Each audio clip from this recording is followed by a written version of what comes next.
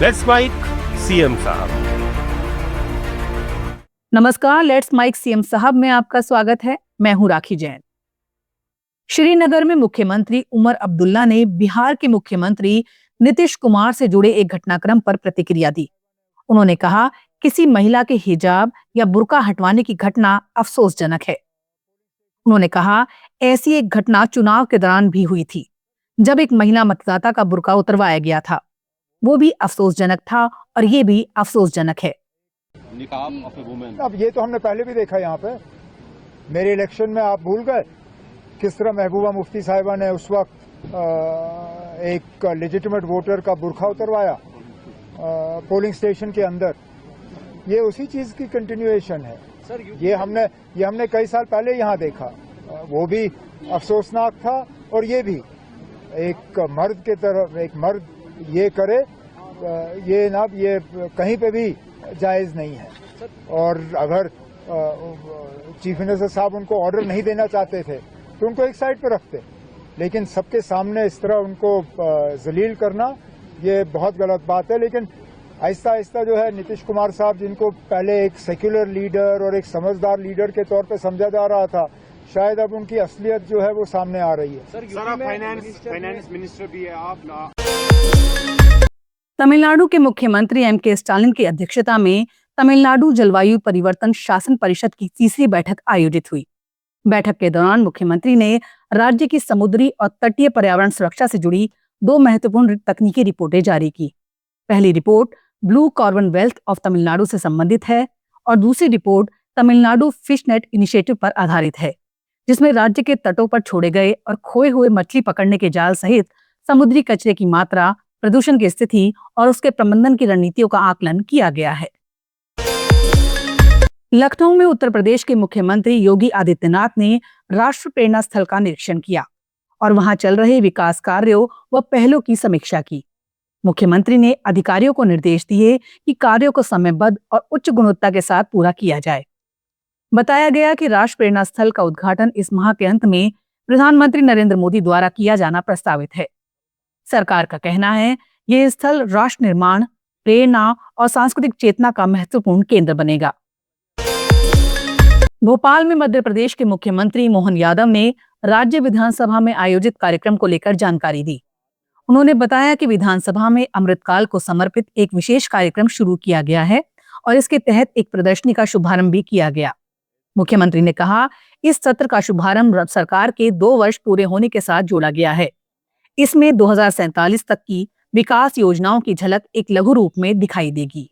17 दिसंबर का ऐतिहासिक दिन है और खासकर यशस्वी प्रधानमंत्री ने जब आत्मनिर्भर भारत 2047 का सपना लेकर के पूरे देश को आगे बढ़ने का अमृत काल का आह्वान किया, ऐसे में हमारी विधानसभा में भी अमृत काल को लेकर के स्थापना दिवस पे कार्यक्रम बनाने का आपका परामर्श हम सबको आज फलीभूत होकर दिखाई दे रहा है। हम सबका सौभाग्य है 1956 में बनने वाली विधानसभा और विधानसभा की वो सारी स्मृतियां इस विशेष सत्र के माध्यम से जीवंत हो रही है और लोकतंत्र की खूबसूरती, अपने विचारों का प्रवाह, चाहे आलोचना हो या हमारे पक्ष की बात हो, दोनों अपने सदन के अंदर बात विस्तारित रूप से करते हुए सकारात्मक भाव के आधार पर ये एक दिवसीय जो आयोजन किया गया, मैं माननीय विधानसभा अध्यक्ष जी को बधाई देना चाहूँगा, माननीय नेता प्रतिपक्ष जी को, माननीय संसदीय कार्य मंत्री जी को, जिनके कारण से आज ही हम ये माननीय महामहिम से अभी हमने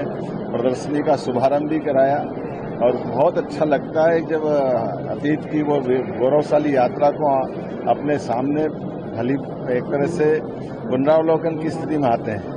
मैं मान के चलता हूं कि आज का ये सत्र का शुभारंभ भी सरकार के 2 साल के साथ ही जोड़ करके बीते 56 से लेकर आज तक की यात्रा दोनों का समेकित रूप से आगामी 2047 तक का जो प्लान बनाने की बात की गई है उसका एक लघु रूप भी दिखाई देगा और हम सब मिलकर के लोकतंत्र के इसी प्रकार की खूबसूरती के पलों को संजो करके आज के दिन भर अलग अलग वक्ताओं के माध्यम से विचारों की गंगा का एक आयोजन मिलेगा। मेरी अपनी ओर से पुनः विधानसभा अध्यक्ष श्रीमान नरेंद्र सिंह जी तोमर जी को बधाई।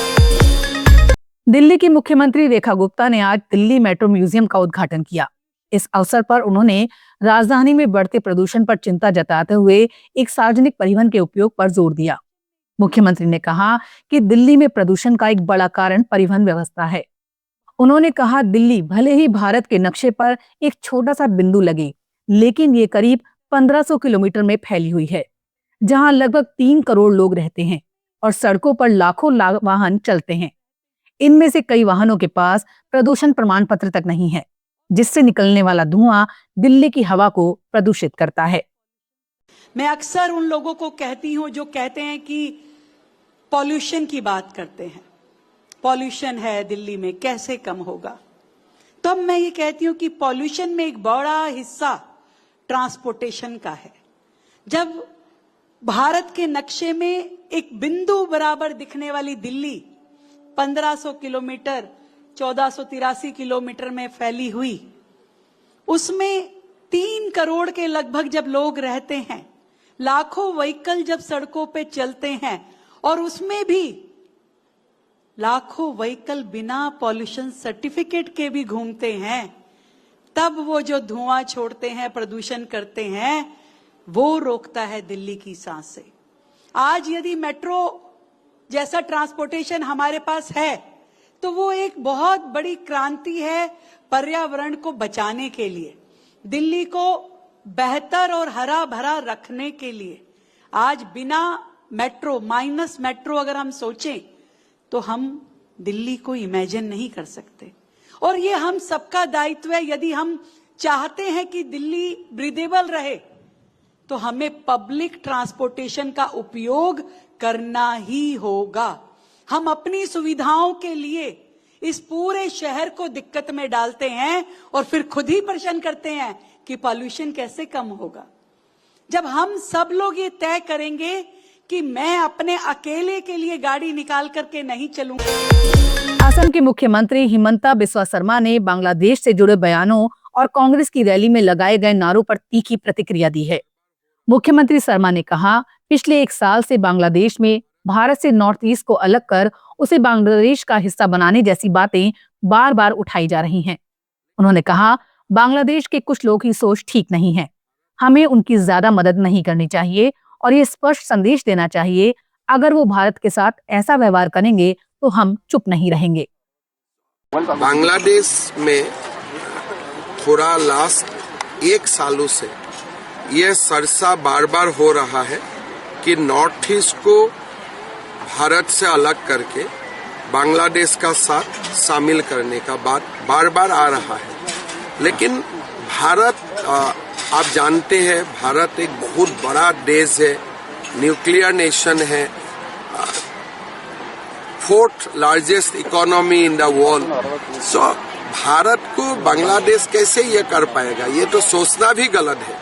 लेकिन बांग्लादेश का लोगों का सोच खराब है, हम लोग उनको बहुत ज्यादा मदद करना नहीं चाहिए और ये लोगों को भी ये सिखा देना चाहिए कि भारत का ऊपर ऐसा सब व्यवहार करने से हम लोग चुप नहीं रहेंगे। सर, देखा गया है कि दिल्ली रामलीला मैदान में एक बीजेपी कांग्रेस का नेत्री ने बोला है कि मोदी तेरी कब्र खोदेंगे, इसको लेके सर देखिए, ये अभद्र व्यवहार है।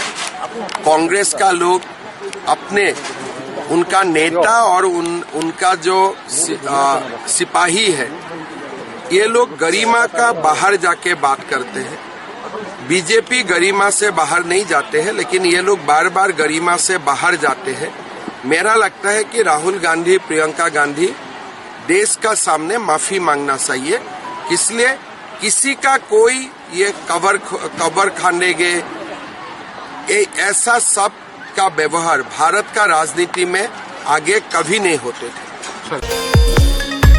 आंध्र प्रदेश के मुख्यमंत्री एन चंद्रबाबू नायडू ने राज्य की स्वास्थ्य सेवा को सुदृढ़ करने को लेकर high level expert advisory group और गेट्स फाउंडेशन के साथ उच्च स्तरीय बैठक की।